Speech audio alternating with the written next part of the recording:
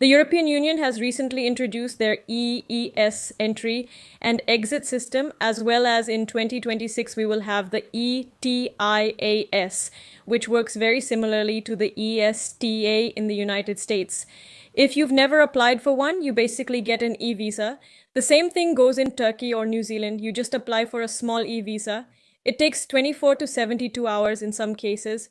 But the problem is the direction that the European Union is going into right now. It's not just a simple e-visa. And for example, when I went to Vietnam, I had to fill out a little form online. In 20 minutes, I got my visa. Everything was fine. That was simple. There's no other requirements. This is the start of something new. This applies to anybody, not just if you're a tourist and visiting Europe from the UK, because it does apply if you're from outside of the European Union, even though you're so close from the US, from Australia, from UAE, wherever in the world. This applies to you, but not only to you, it also applies to residents and citizens.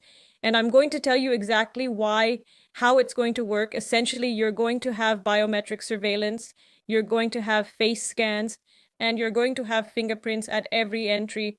Now, I don't want to scare you too much with this particular point because a lot of countries already do this. When you go to Argentina, Buenos Aires, you will have to put your fingerprints and you will have a face scan.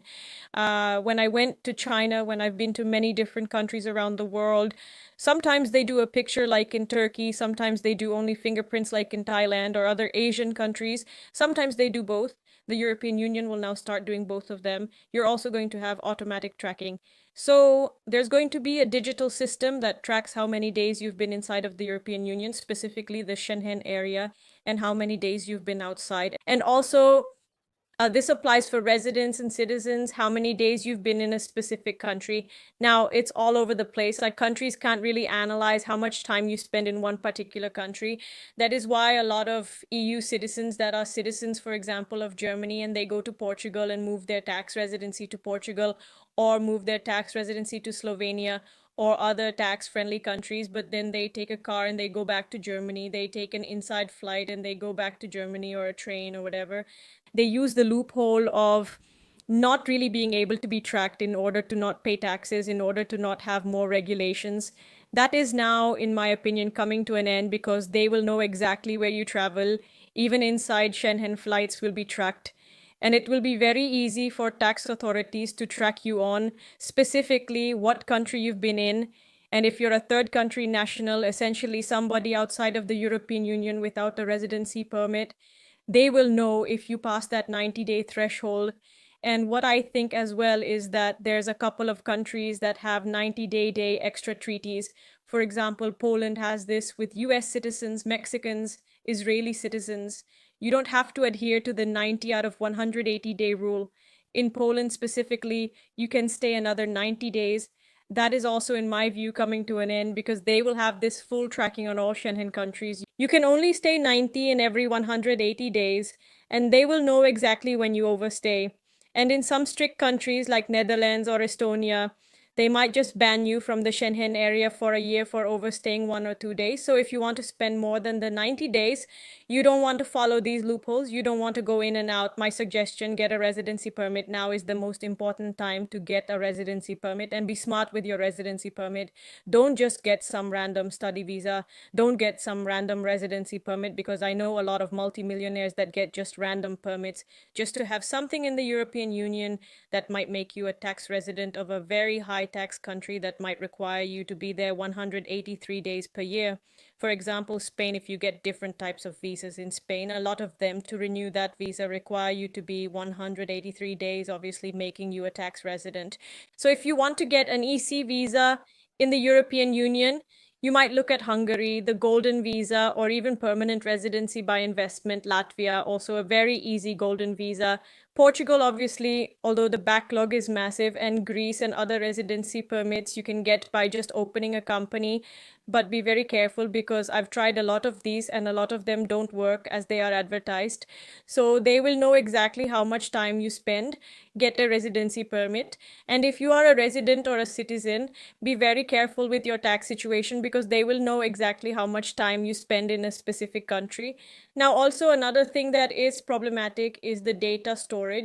They will store your fingerprints, they will store your picture, they will store your movements for at least 3 years. 5 years if you overstay your time allowed. So they will have that information to essentially surveil you as much as possible.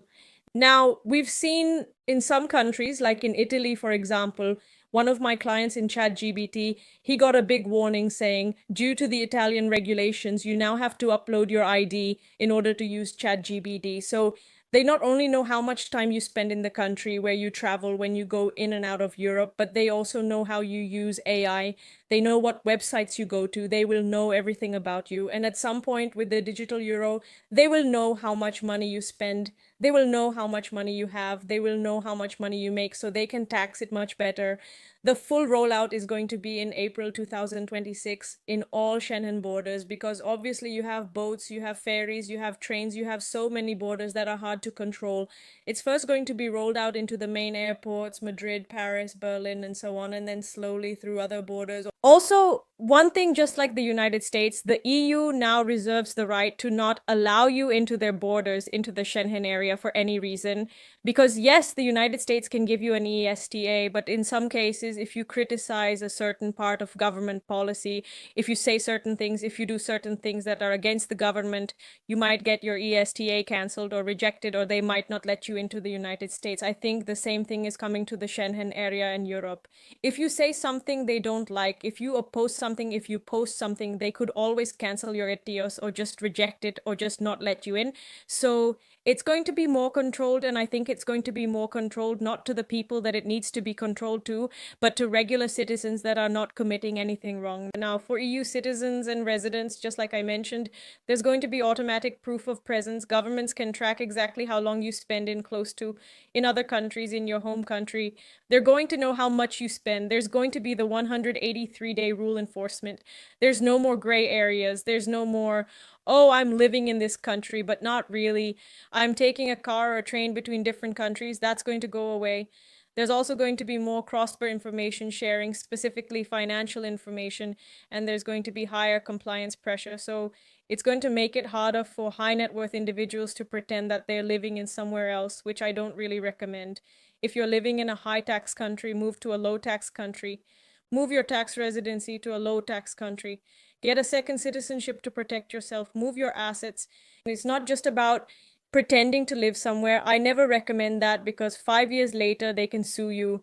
5 years later they can demand taxes, and now we're getting to the point where we're going to be fully surveilled, and they're going to know exactly how much time you spend in every specific country.